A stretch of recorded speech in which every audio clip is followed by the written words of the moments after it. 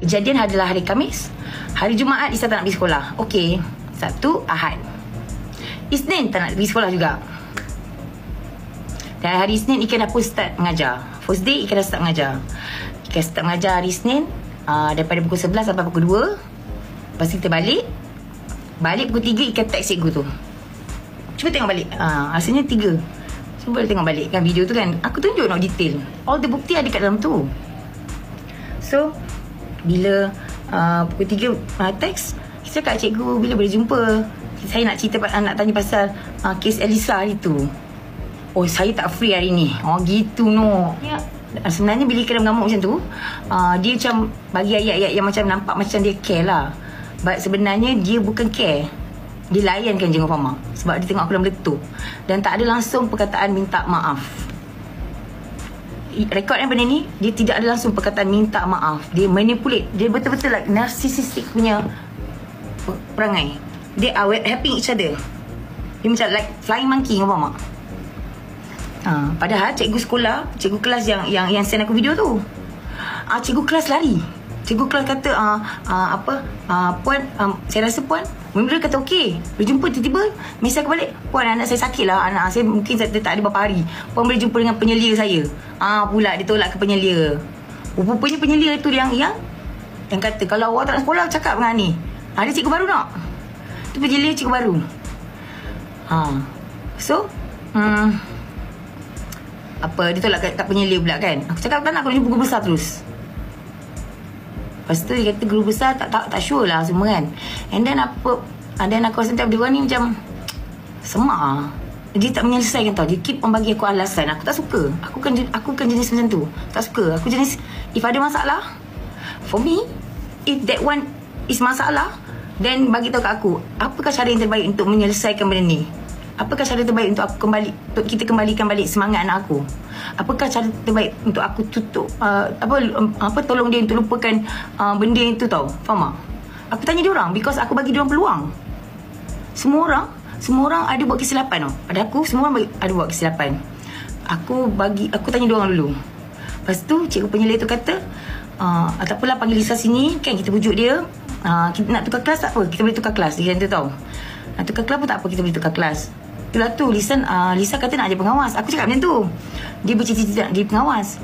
Kata pengawas tu lah, pengawas hujung tahun untuk dia punya pemilihan.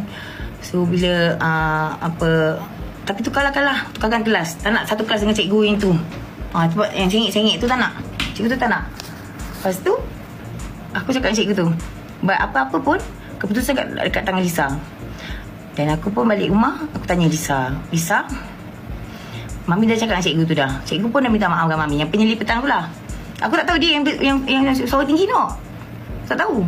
Patutlah guru kelas tolak kat dia. So still tak nak mengaku lah. Aku faham tak? Still tak nak mengaku lah maksudnya. So aku Lisa cakap tak nak tukar juga sekolah. Okay. Then okay. First kali benda adalah okay. Aku nak selamatkan first kali benda ni jadi, memang aku dah hak untuk mengamuk. Dan kita semua akan mengamuk no. Anak, mak mana yang tak mengamuk? Kalau orang yang ada laki bini lagilah. At least laki dia nak mengamuk, yang mak dia nak mengamuk, laki dia ada pertahankan konon kan. Aku tak ada no. Aku sendiri kontrol emosi aku. Aku sendirilah jadi mak, jadi bapa. Aku kena shut down aku punya emosi. Kita dengar kata-kata Nur Sajat. Lagi kau memang tidak, kau memang cari masalah dengan, rupanya kau ni cikgu yang tak bijak, kurang bijak. Kau record lagi, kau memang tidak, kau memang cari masalah dengan makcik dia pula. Di makcik dia. Sekarang ni makcik dia tak puas hati. Makcik dia pula dah. Makcik dia tiba-tiba. Record. Kau tunggu. Kau memang salah langkah kau record pula budak tu. Kau record pula. Masalah kau record. Kau memang nak jadi influencer Kau nak jadi influencer Kau memang nak jadi influencer tak sangat. Haraplah pihak-pihak berwajib ambillah tindakan. Kalau macam ni siapa budak. Ini budak Ini budak. Pihak-pihak berwajib ambillah tindakan untuk dorang ni. Kalau dapat selesai cari. Kita orang tak nak gaduh. Kita orang sebagai parent tak nak gaduh. Kalau jadi macam mana sekalipun I tak nak gaduh. Tapi I cuma nak tahu kenapa, mengapa, bagaimana. Itu saja. Nak gaduh-gaduh pun tak guna. Nak sama-saman ke tak guna. Sekarang ni patutnya bukan budak tu kena tukar sekolah, cikgu tu kena tukar sekolah. Sebab cikgu macam ni patutnya dia kena masuk kelas pemulihan, bukan budak masuk kelas pemulihan. Itu I punya pendapat lah. Macam mana you rasa? Setuju tidak? Tayaan geram tu boleh kata apa? Bagi tu kat mak you tak pergi sekolah. Kau nampak tak macam tu? Sebagai tenaga pengajar, sebagai cikgu, patutnya you kena minatkan budak datang sekolah. Bukan you usir budak supaya jangan sekolah. Dan you makan gaji apa kalau macam tu, kalau you usir budak? Tak, kalau kau usir budak jangan datang sekolah, kau makan gaji apa? Makan gaji apa? Kuaci lah. Datang sekolah makan kuaci je. Lepas tu kau balik awal lah. Lepas tu kau minta tolong orang lain pangsikat untuk kau. Senang lah kau nak pergi tengok kuning. Semua senang lah kau nak pergi shopping. Senang lah kau tengok-tengok apa semua macam tu. Sukalah kau. Kalau anda suka video di channel ini, boleh juga tekan butang like dan share di media sosial yang lain. Terima kasih kerana setia di sini.